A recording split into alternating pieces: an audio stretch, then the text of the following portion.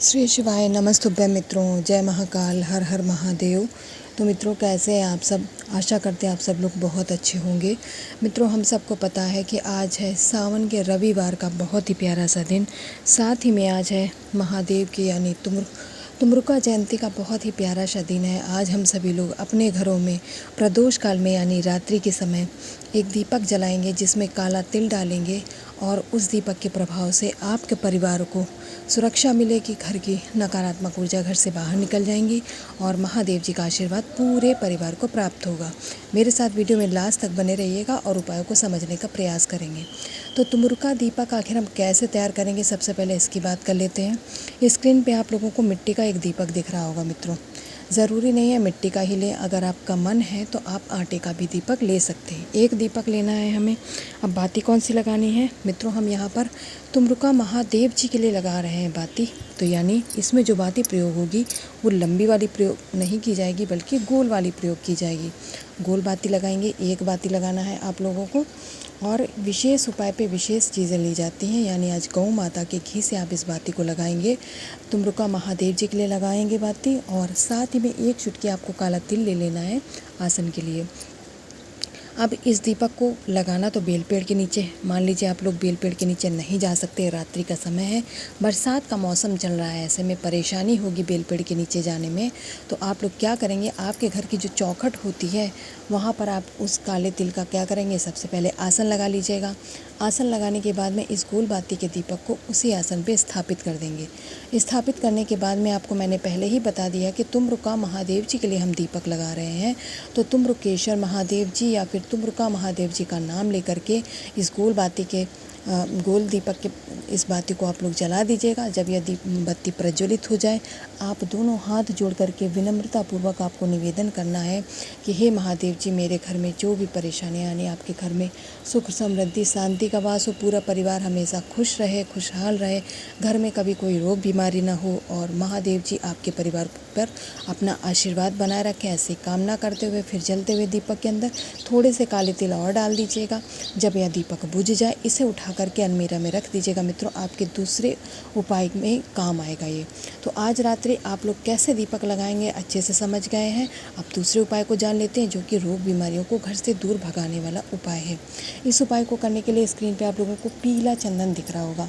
मित्रों, हमें पीला चंदन ले लेना है। कितना लेंगे? थोड़ा सा लेंगे, 1 से 2 चुटकी ही लेना है, बहुत ज़्यादा हमें पीला चंदन नहीं लेना है। पीला चंदन लेने के बाद में आप लोगों को स्क्रीन पे हरा मूंग दिख रहा है, ठीक है मित्रों। खड़ा हरा मूंग हमें लेना है 1 चुटकी।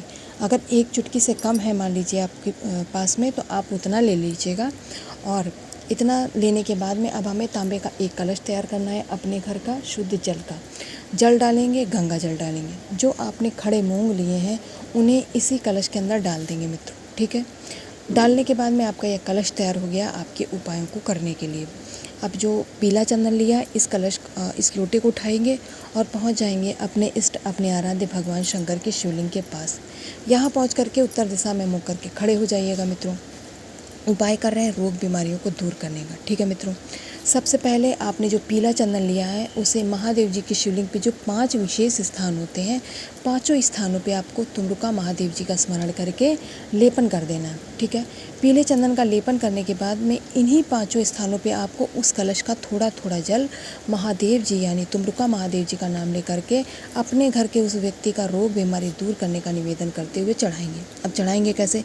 सबसे पहले विघ्नहर्ता भगवान गणेश के स्थान पे, फिर आपको भगवान कार्तिकेय के स्थान पर, तीसरे नंबर पे आपको माता अशोक सुंदरी के स्थान पे जल चढ़ाना है।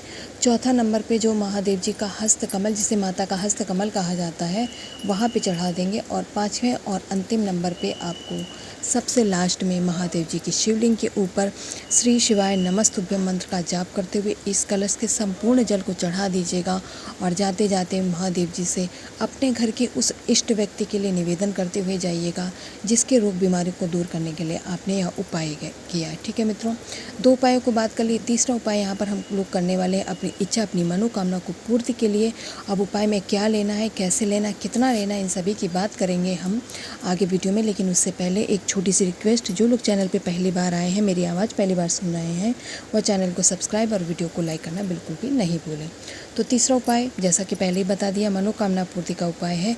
एक बेलपत्र लेनी है जो कहीं से कटी फकी और खंडित नहीं होनी चाहिए। सावन का महीना समाप्ति की ओर है, समापन की ओर है मित्रों। आप लोगों ने लगभग संभवतः पूरे महीने उपाय किए हैं। बचे खुचे उपाय भी कर लेने से आपका जीवन धन्य हो जाएगा, आपके जीवन में परेशानियां नहीं आएंगी। बेलपत्र लेने के बाद में अब हमें लेना है तांबे के कलश में 1 लोटा जल सॉरी, जिसके लिए आपको सबसे पहले जल लेना है अपने घर का। जल के साथ में गंगा जल लेना है। अब उस बेलपत्र को इस कलश में नहीं डालेंगे, उसको आप अलग से लेकर के अपने इष्ट, अपने आराध्य भगवान शंकर के शिवलिंग के पास जाएंगे मित्रों। अब उपाय को समझते हैं।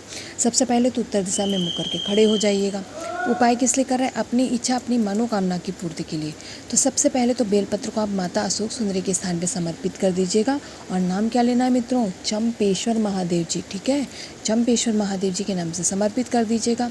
अब आपको अपनी इच्छा और अपनी मनोकामना को पूर्ण करना है, तो इसी बेलपत्र को उठा करके फिर आप महादेव जी के शिवलिंग पे समर्पित करेंगे। पहले माता अशोक सुंदरी के स्थान पे चढ़ाएंगे, लेकिन बाद में महादेव जी के शिवलिंग पे समर्पित करेंगे।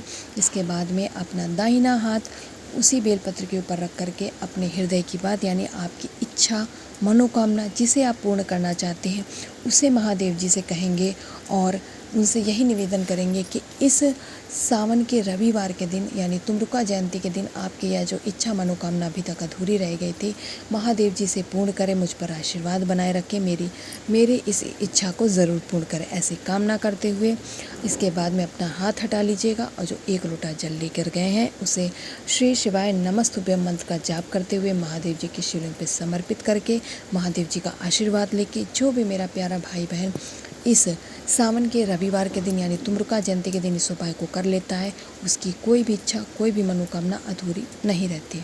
बाकी मैंने अपनी तरफ से पूरा प्रयास किया आप लोगों को तीनों उपायों को समझाने का। मैं आशा करती हूँ आप लोग ये उपाय समझ गए होंगे। अगर कुछ भी नहीं समझ में आया है तो आप लोग कमेंट करके पूछ सकते हैं, ठीक है मित्रों। जाते जाते आप लोगों से बस एक ही निवेदन है कि महादेव जी के इन उपायों को करिएगा। महादेव जी का आशीर्वाद आप व आपके परिवार पर सदा ऐसे ही बना रहे। और कमेंट सेक्शन में जाते जाते महादेव जी का प्यारा नाम लिखना नहीं भूलेंगे। श्री शिवाय नमस्तुभ्यम।